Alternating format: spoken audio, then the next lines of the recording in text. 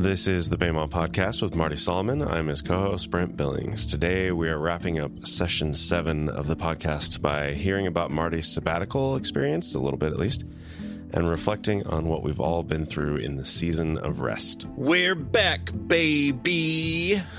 Here I am. In the recording booth for the first time in 3.5 months. Brent, you can't see. How are you feeling, Marty? Well, you can't see this, but I'm holding a can of air. I had to get out my, those spray can of airs to spray off the dust.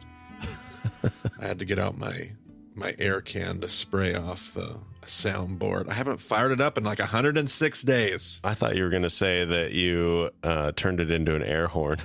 No. I'm back, baby. Bum, bum, bum, bum, bum. Yeah, that's right. No, that stuff has sat dormant. Fired back on like normal. All the lights are blinking at me, telling me that you can hear me. So, yeah, we're ready to go. Back at it. If you were hearing this, then everything worked out. Then Marty didn't lose his edge. That's right. Refreshed and renewed. Full tank. Well, ready to go. That's great. You've already recorded and published a couple of things. There's a blog post reflecting on your sabbatical time. There's a video on your YouTube channel reflecting on sabbatical time with your whole family and that. So I'm going to link both of those. But are there any things that you want to share with podcast listeners who might not end up finding their way to a video or a blog post? Yeah. I have a good friend. His name's Dave. And one of my good friends from the Washington, D.C. area. And he was on sabbatical too while I was. And one of the things I did at the end of my time, the end of my 100 days, is a few weeks ago, I went to go spend some time with him, and we just kind of sabbaticaled together and reflected on our different sabbatical spaces. And one of the things that he talked about, which I felt like articulated a lot of some of my own feelings, was you feel like you go away on these sabbaticals, whatever they look like, and you feel like you kind of owe it to everyone, your church, your parishioners, you have to have something profound. Like, you're supposed to go away and then come back with and this is what I discovered. And he was like, I've been reminded over the course of sabbatical, it's not necessarily what it's for and how it works. And it was just this healthy reminder of yes, sabbatical. I don't have any huge, thunderous, profound. I love that you'll link that blog post in the video. Those are really fun ways to engage. But yeah, I mean, we found the renewal, part of sabbatical is just to allow yourself to be refreshed. It's Sabbath. It's like another form of Sabbath, to just stop, rest, worship, play, work in a different way, work in a new way, work in a new kind of rhythm.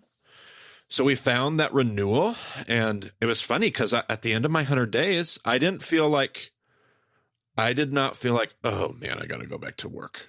And if you would have asked me, Brent, if that's how I was going to feel, I would have been 1,000%. There's no way that I don't feel that way.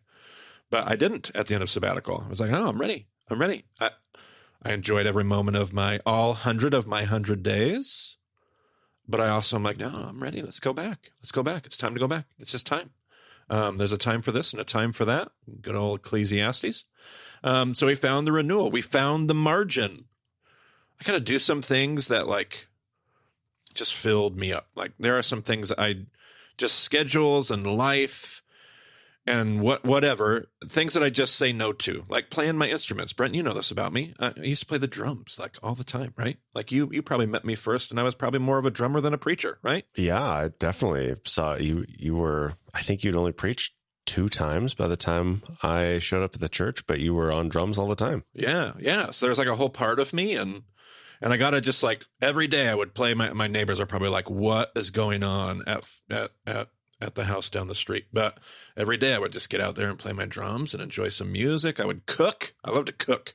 There's there's the creative part of me that almost like an art form. I love to create food to eat and consume and enjoy. I got to do those kind of little stupid things that I typically say no to because of life. And I got to do it. So that was great. I did not see the cooking part coming. No. Yeah. It's actually a big part of my family would tell you they like that about me. I like that about me. My wife does not find the same joy in cooking. We'll both cook out of practical necessity. But I have a gear where I can really just enjoy sitting at the smoker on the back patio or creating a chili or, whatever it might be. And I just really love that. So, and we had some great time of just personal reflection. I had a spiritual director just for these 100 days. I have a spiritual director that was before my 100 days, but then for these 100 days, I got like a separate spiritual director that walked me through. I thought I was going to be doing the 19th annotation and ended up doing the 18th annotation, which you asked me about as soon as I got back. You're wondering if we had a typo at play? Yeah. You sent me the blog post and I was editing and you had 18th in the blog post and I was like, oh, that's weird. And I fixed it and I changed it to 19th. And then I watched your video and you said 18th and I was like, wait a minute, what's going on here? Yeah, absolutely. And so that was great. And that's basically an Ignatian spiritual exercise. Ignatius of Loyola, not Ignatius the church father, but Ignatius of Loyola. So 1500s in church history. And he had a spiritual exercise that radically changed his life. It was like a 40-day intensive retreat. And then he discovered that most people can't just, they might be married and have kids or jobs and they can't just get away. Even in the 1500s, you couldn't just get away for 40 days. And so he made a 40-week version instead of that you could do kind of as you go, as you live, as you work, as you walk.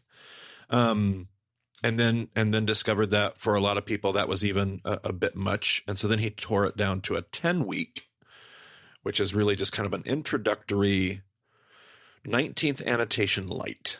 And that's what I did. And it was brilliant and beautiful. And I'm sure I will be sharing, I don't know how much on the podcast, but in my videos and content and through the organization that I work for at Impact, I'm sure I'll be sharing things for months to come. So, and beautiful reflection from that.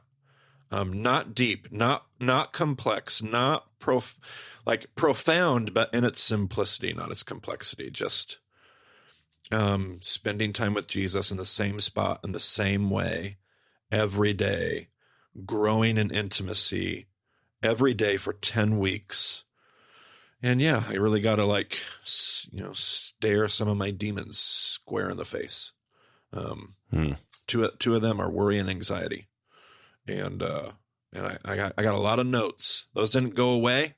They're probably not going to go away, barring a miracle of Jesus. It's just going to be a part of my wrestling match. But I think so often, you pray about it, you spend some time with it, but you just kind of keep moving because, again, life. But sabbatical offered the time to be like, nope, don't move on. Don't just pray about it and go to the next thing. Like, we're going to stay here and we're going to pray about it and then we're going to keep sitting here and we're going to sit here with Jesus and we're going to talk together about this and we're going to look at it and we're going to keep looking at it. And we're going to figure out what we do about this and we're going to wrestle with the fact this is real. That's just good. That's good work. That's good work. So, nothing profound. I don't come back ready to start some new podcast or launch some new ministry initiative or some new vision that was revealed to me on Mount Bema or anything like that. It's just Jesus, just Jesus. We're not starting a new religion. We're not. Nope. Bemaism. No, none of that. Oh, that is a blessed assurance. I should point out that it'll be a few weeks before our listeners actually hear this. As we record, you're only a few days back from sabbatical, so that I imagine that over the coming weeks and months and maybe years, you'll be continuing to unpack and reflect on some of the things that you went through. So I hope so. Yeah, that's just kind of like skipping a rock across the surface of your experience. Yep, that's it. You got it. So on the podcast side of things, we had kind of a two-part, almost a chiastic, if you will, structure to session 7. I did notice that when it gets put on a spreadsheet, it's a little easier to notice some of these weird trends. So, well, it was mostly unintentional. And even I think does that put Kat Armstrong as the center of the chiasm? I'm not sure. I don't know. Yeah, and I asked her about that, not even thinking about it that way. I was just like, oh, if and like, it was so ridiculous because I made this big deal after we recorded with her. I was like, our schedule, we didn't know about session 7 at that point. I was like, our schedule's wide open. You can pick whatever date you want. And we're like, we had it on this, but I just literally threw it on there. It doesn't matter. Pick anything you want. And she picked the date that she wanted. And, she sort of mentioned like the next week could be okay too, but like she picked the one she wanted. And then we planned session 7. I was like, oh my goodness, it would actually be perfect if we pushed her episode back. So I had to email her, and she was so gracious, and she's just like, oh yeah, whatever you need, whatever works. I was like, okay. So we put her there. And then after I moved it on the spreadsheet, I was like, huh, I guess that makes a chiasm.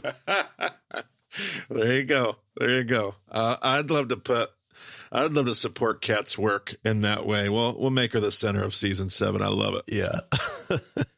So the first half, we had these reflection episodes, and you were there for the recording, but then I did a lot to those episodes after we recorded. So yes, you did. I don't know if you had a chance to listen to all of them. I think you listened to at least one. What are your thoughts on that space? Did you even use them as part of, like, did you try to use them to do your own reflection, or just what do you think about those episodes? And specifically, you're asking me right now about the front side of that.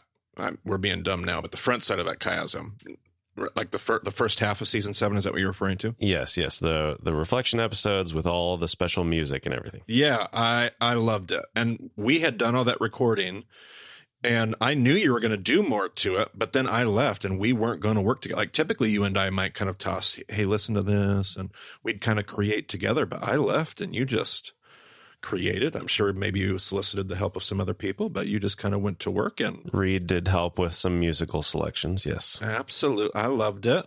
No credit to Reed there, but I loved what happened. And then there was this one week where somehow, I don't know, I was in the middle of traveling. I think I might have been in the UK on a family vacation, and you released the bonus episode with all the music, but somehow I did not catch what was going on. I thought I was just like behind on some episodes. So I'm listening, and then you don't start talking, and then I just keep listening, and I'm like, oh no, Brent made a horrible error. And I'm sure somebody told him, but all there is music. And then I kept kind of like fast forwarding to see if you had fixed it.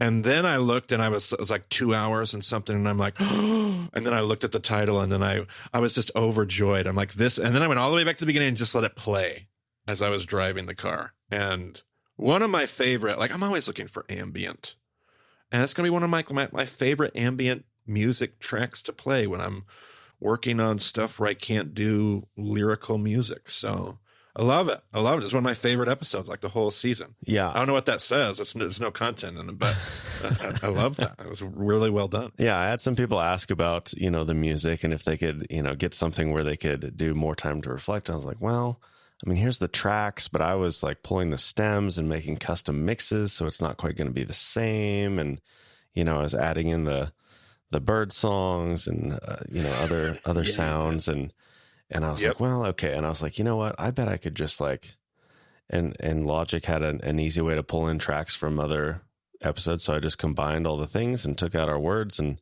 there was a little bit of repetition, like from episode to episode. So I kind of combined things a little bit. We had I was running up against the file size limit that our podcast host supports. Yep. So it ended up being 2.5 hours. But episode 351 is like a bonus track if you just need some extra time to reflect. Yep. And yeah, some people were asking about the birds specifically. I found a study titled "Bird Songs Alleviate Anxiety and Paranoia in Healthy Participants." So wow, like it's so good. And I'm actually going to mention one of my favorite podcasts of all time. It's called the Sound Escapes podcast. And it is this guy who has spent most of his life just venturing out into the wildest parts of nature, as far away from human activity as possible, and recording the noises of nature. And those episodes are incredible. I almost never take a nap, but if I am going to, I love to put my headphones in and turn on one of these tracks and just like immerse myself in this nature scape. And it is so relaxing and so good. And I was happy to find a study to back up what I already felt about it. Yeah, I like that. I like that a lot. That was really good. I like the whole, and it was different. And I'm sure that it wasn't everybody's like most favorite cup of tea, but it was different. And I didn't know. I didn't know how it would land or how it would feel, but I really liked that front half of season 7. I thought I liked it. I didn't get a ton of feedback, I would say, but a number of people said, this is perfect timing. This is exactly what I needed. Yep. Stuff like that. So, and yeah, I think people are just today, as we record, more people are starting the podcast, and we'll come to this eventually. And, so hopefully it'll be a resource going forward for a long time. Yep. Absolutely. Yep. Okay. So then on the practices episodes, a kind of an interesting trend emerged. Reed's episode is first, and then Elle after that. And both of them made comments like immediately when we started recording. Reed said, I was arguing in my head about the idea of creating space, which is kind of your theme of your disciplines in episode 24. And he says, I was arguing in my head about this idea. I'm not going to bring this up in the episode or argue or anything. It's like, isn't that the whole point? Like, we're trying to share our different ideas. And then Elle, same thing. In the first minute, she's like, I don't know what anybody else is saying, so hopefully don't contradict each other, but hey, maybe we do, and maybe we can have a fight. And it's like, I think she's a little tongue-in-cheek about that, but just the idea that we all have to have the same perspective and the same disciplines, and there's like one right way to do it. And I don't think either of them actually believe that or would say that so explicitly, but just like this, subconsciously comes like out underlying fear or something of like, oh, I might be doing it wrong. Yeah, no, yeah. There is this very subconscious, and I do love that Elle's Enneagram 8 came out so easily. There, we'll have a fight, which I love that, and I share that same energy. So I was ready. And actually, I do have some comments about all this because there is like this subconscious awareness that does kind of come out. But I just want to affirm it. Like, for the most part, it all works really well together. I think the average listener would probably be like, oh yeah, I don't see any like weird, when you're the one teaching or if you're really paying attention or deep into, of course, yeah, there's some deep, differences. Most of them are just differences in personality. Josh Bosse is wildly different than me. I'm different than Josh and Elle and Reed, and we're all just slightly different in how we find peace and where we find God at work in our lives and so some of it's we're just different people. Some of it is that we do disagree on some things. And yeah, I did find myself in a few of those episodes, like, I am completely at odds with whoever's talking right now on this issue. And of course, I don't know if I'm right. I'm at odds with them, but I don't know if I'm right. Maybe they're right. And they bring something that's going to resonate with a whole group of people that didn't resonate with my perspective. And my perspective resonates with somebody that was like, man, I did not get so-and-so's episode. That's the beauty. That's the beauty of all those things. And then sometimes it's just paradox. Like, so sometimes there is like ideas that are at odds with one another, opposing one another. Sometimes, like when Reed was talking about, I don't know if it's creating space that God would fill or if it's attentiveness. And then he proceeds to talk about ways that you create space for attentiveness. And I just chuckled to myself as I rode in my car. And so some of it is just the way we use language and where we start. Reed and I are working on a project right now, and I think Reed and I, our brains work in that way. We've had a couple conversations on this project where we're talking about the exact same thing, and I know we see it the same way, but we are insisting that we enter through doors on different sides of the room. But here's my point in bringing all that up. That's it. Like, that's the beauty. That's the beauty of it all. Like, and the fun would be not behind a podcast mic. And I don't know how we create this space in my life, Brent, but I just want to sit around the table with our hosts, like with them, like nobody else is going to like this, but put the mics away. I just want to talk to Elle about some of those ideas. I just want to sit down and talk to Reed about, that's the good stuff. Like, forget about the recording and the episodes. Like, I would just love to wrestle with some of these ideas, and that's the beauty of it. And so you get to see that on those discussions, It's just so good. I think I'm kind of rambling here, but there's a point that I wanted to make that we've made before, but it continues to come up, like in different questions or emails. Just this idea of what's the right way? Like, what's the right idea? This is all far more nuanced than that. Like, of course we're going to disagree on stuff. And of course the truth is somewhere behind all of this stuff. It's not about the one right way. It's about contributing. It's about contributing to the conversation. It's about pushing back in a way that challenges what we see and understand. And, oh yeah, I never would have thought about it that way. It's just so good. It's so good. Did I disagree with some moments in those episodes? Yes, I did. And it was beautiful. It was beautiful. It was beautiful. I hope that our listeners have grown in that over the years, where they hear me say something or somebody else say something. I disagree with that. And it's not, and I'm angry with Marty. I just disagree with that. And that's good. It's good because of course, like disagreement. I just want to connect the idea of of course to disagreement. Rather than something that has to be fixed or expressed or resolved. It's like, yeah, of course. Of course they see it differently. Of course they do it differently. Of course they would take that stance. I don't. They do. Of course they do. And that's beautiful. And what do you think? You know what I mean? I don't know if does any of that make sense, Brent? Yep. And my base instinct when somebody says something like this is to recoil a little bit, but I love it when I see somebody saying, like, hey, what do you think about this? This idea that they presented in the episode seems pretty weird. And somebody's like, oh yeah, I disagree with Marty and Brent on so many things. Yeah. And I'm like, what? Yeah. But then I'm like, oh no, that's good. Like, you disagree and you're still here engaging. We're wrestling together. Yep. We're iron sharpening iron. Like, if we don't disagree, we're not ever going to get any better. Yep. And I'm not trying to, I think what we're talking about, Brent, is so much bigger than podcast content. Like, we're not talking about content. We're talking about something that I hope is true in our families, in our friendships, in our fellowships, in our churches, in our ministries. Yeah, there is I've gotten back from sabbatical and I've gotten to review some of the notes that have been passed around here and there.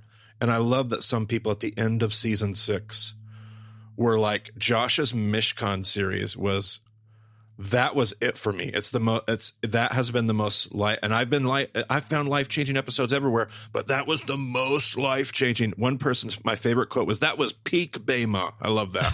I love that phrase. That was peak Bema, which does fit. If we're doing the Genesis 1 analogy of the sessions of Bema, then that does, the creation of man, peak. Absolutely. Peak creation. Yep. And then there was others that were like, man, I had a really hard time following that. I thought the exegetical connections were a stretch. Yeah. And then there will be people that are like, session 7, that's going to be my favorite season of the podcast. And there's going to be some people that are like, I hung with you. I was committed, but man, I was glad to get back to the Bible. Like, of course. And that's been true for a long time now. People that love the interviews and people that like, that's their favorite. The favorite is the conversation and the extroverted dialogue that goes back and forth. And then for others, it's the midrash and the philosophical postulating. And for others, it's the Jewish exegesis. And it's just, our whole experience is full of this stuff. And seeing the difference and the diversity and the goodness and being able to see what God's up to and extract the stuff that you need in that moment from the thing that God's doing through the person next to you is just so beautiful. And I hope that we don't judge stuff as good or bad or grade it or put it in the category. I like this, I didn't like that. Like, it's just so much bigger and better than that. So I hope that's something that we're all learning together. So those were the spiritual disciplines episodes, but then we moved on to Reed and Derek's friendship episode. Listen, I have never apologized for an episode on this podcast. I've never felt the need to. I was away on sabbatical. I don't want to claim responsibility, but I want to apologize to everyone for episode 356. I don't even know. We'll make sure that never happens again. And I would like a personal apology for the nightmare that it was to edit that thing. can only imagine. I love those two guys. And we've had some people say, we don't get your friendship, and that's okay. I really love Derek and Reed. And I knew what I was asking for when I saw that on the schedule on the spreadsheet. I knew that I knew, but yeah. So we won't even try to pull that apart. Yeah, there you go. It was actually a good conversation. It was great. I loved the conversation about friendship. And honestly, of all the people I've met, they're two guys that I would, like, if I were to think about best friends, they are two that their relationship together is one that I would love to emulate. Part of that is our personalities mesh and all those kinds of things. But they had a lot of just beautiful things to say, and it was well said. Indeed. And then prayer and fasting episodes are not out yet, so Marty has not heard those, but I'm sure they'll be great, right? Super good. I love what was said there. Well, yeah, I don't know. Do we have to cover anything else? I feel like we kind of touched on everything. Not necessarily. My big thing was just the diversity of thought. I really thought that came out of this season, this session, and I enjoyed it very much. And it was one of my favorite takeaways that I wanted to just make sure we don't miss this opportunity as it passes us by. Lean into this, catch this, embrace this. But yeah, I was wondering if there was, so it's prayer and fasting are the next two episodes that are yet to be recorded? No, they're recorded. They're just not out yet. Oh, they're not out yet. Okay. So I will toss out two books that I'm pretty sure didn't get recommended. Maybe they did. But one of my favorite books on fasting, I'm sure we recommended it before, is Scott McKnight did a book called Fasting. And it's one of my favorite books. He'll talk about event A and response B and then God's response C. And I love the conversation and how it changed my way of thinking about fasting. So if anybody wants more resources other than what was recommended there, you can check out that book. I just read a great book. I don't have a lot of prayer books that I love that I recommend, but I read a book that was given to me by one of our listeners. Shout out Sarah. And from North Carolina, and she gave me a book by Strahan Coleman, she gave me a lot of books by Strahan, and I'm not familiar with who he is, but I have really enjoyed, I've gotten through all of his works now over the course of sabbatical, and it was perfect for sabbatical. I loved reading, but he wrote a book called Beholding. And it was all about what he called beholding prayer and intimacy with Jesus. And it was just perfectly placed in my sabbatical. But I thought there was just some wonderful takeaways there.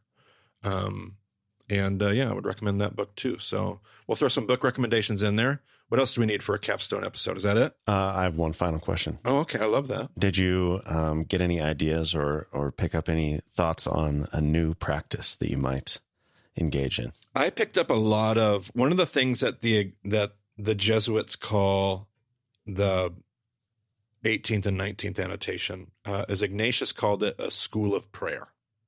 It was essentially a practice and an exercise that teaches you all these different ways of praying. And I am one who loves liturgical prayer. I love for you to give me the thing to pray. Give me the structure.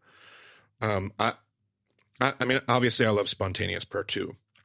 But some of us gravitate towards this rote prayer. And I just learned all these amazing prayers that have been written by people like Thomas Merton or Chardin or even the practices like the Examen, which people are often familiar with. And I was familiar with the Examen, but I really got to do that multiple times a week over the course of my exercises this summer. And those are some of the things I'm bringing with. I don't know if it would be a regular practice. Am I bringing anything? No, I'm getting back to my regular practices as they always have been. True to form in my episode about discipline. But I'm bringing a lot of beautiful tools with me that are going to find their way into familiar spaces. And I'm going to share some of those with others in different ways. So those might show up in YouTube videos. Those might show up at work and staff trainings, whatever. But I was really excited to bump into some of those prayers and prayer practices And I was excited about that. Okay. Well, I think that covers everything for today. And next week, we're going to talk about what the podcast looks like going forward. I think we've already mentioned that we're going to be talking about Isaiah, but we'll give an introduction to the introduction. There's 2 introduction episodes for Isaiah, so well, it's Reed and I that are going to work on those together, so you know why there's got to be 2. If Reed and I are going to do it together, it's either going to be one long episode or we'll give you 2 smaller ones. How about that? Yeah, I'm excited. I think this is going to be it's a different way of, we've looked at Isaiah before across 4 voices, and this is going to be a different way of examining it, a deeper dive, not verse by verse, but pretty in depth. So I'm excited to hear what you've come up with. I've been seeing all those books go by on your Goodreads, and yeah, we read a lot of bad books, Brent. We read a lot of bad books, but I am excited to go a little bit deeper. I wouldn't call it a deep dive yet, but it's a little bit deeper than we did before. So we're just going to keep going and see what God keeps teaching us. But I think we can get another layer or 2 under the surface. Not so much in literary textual criticism, but just spend some more time, take a look again, and just see what might be there for us in 2023 for Isaiah. It is often quoted by Jesus and by people today, so it seems like there's some sort of application to be found, I think. I would imagine so. All right, well, here's our new outro, Marty. I think we haven't really used this too much because came up with this at the end of the last session, and we didn't really do our normal outro most of the time. I'm ready. But you can go to BehemothDiscipleship.com to find the show notes. We have groups, we have events, all on that page. There's a contact page that will give you the most up-to-date way to get in touch with us, whatever that may be at the time that you were listening to this. So thanks for joining us on the Bama Podcast. We'll talk to you again soon.